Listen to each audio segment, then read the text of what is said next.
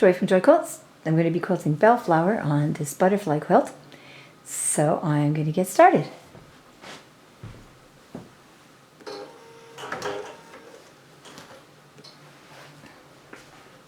Pull up the bobbin thread first.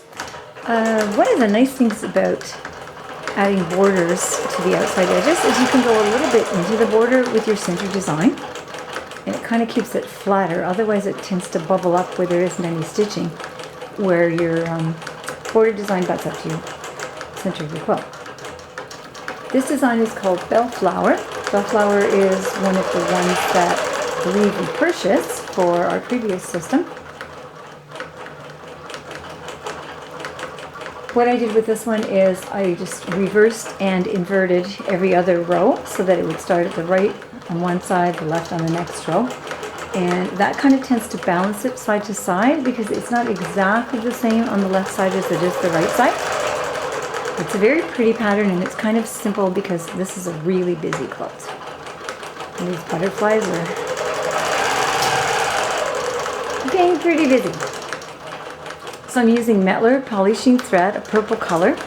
Polysheen is a 40 weight polyester thread that my machine just loves. I use it top and bottom. I almost always match my bobbin thread to the top thread, if not color-wise, thread weight and brand-wise. It really seems to balance much more easily.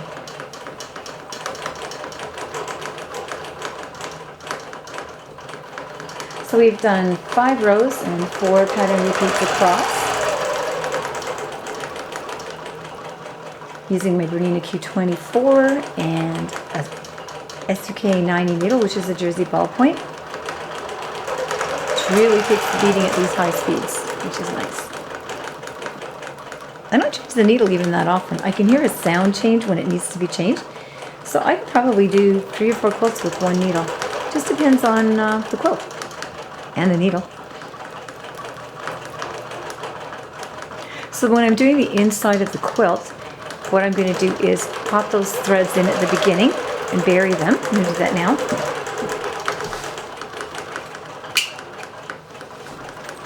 You can just cut them off because the machine does a smaller stitch for like the first 10 stitches, but I still prefer to bury them and pull them through. It's a little extra insurance because if they get washed a lot, threads tend to migrate towards the surface and out.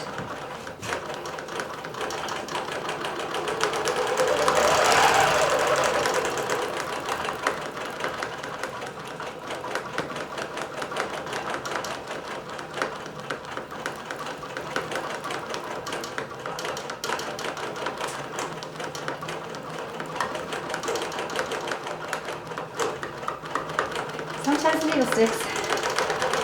There we go.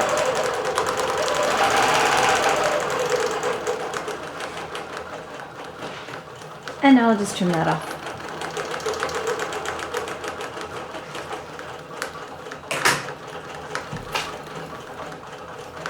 That eliminates the problem of having to bury them later if they do pop out on you.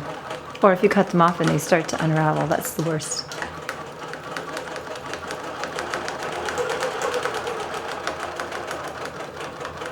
Did a separate design in the border, which I will do in the next video.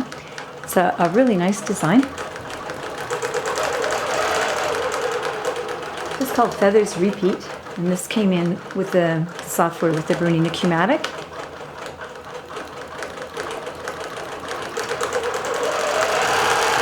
A lot of really nice built-in pantograph type designs, or edge-to-edge designs if you like.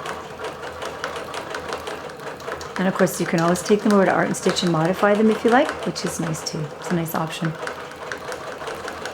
It's kind of like when you can use a fabric on both sides, it's a bonus. So you can use a design in 2 different ways, at least. Plus when you size the design, if you keep the proportion, keep the aspect ratio the same, you can make it really large or really small and not have any distortion.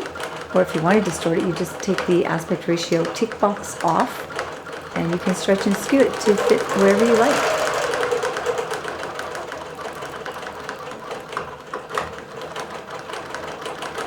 I like Bellflower because it's a rectangular pattern and it's very full, so it basically fills all the corners up. You don't have a lot of gaps where there's no quilting.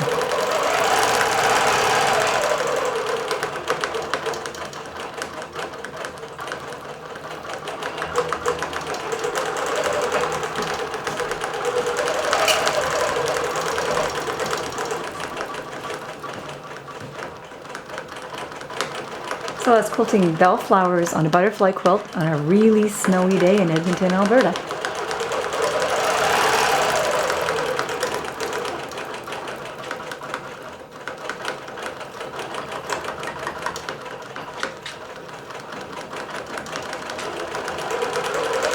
Enjoy quilts.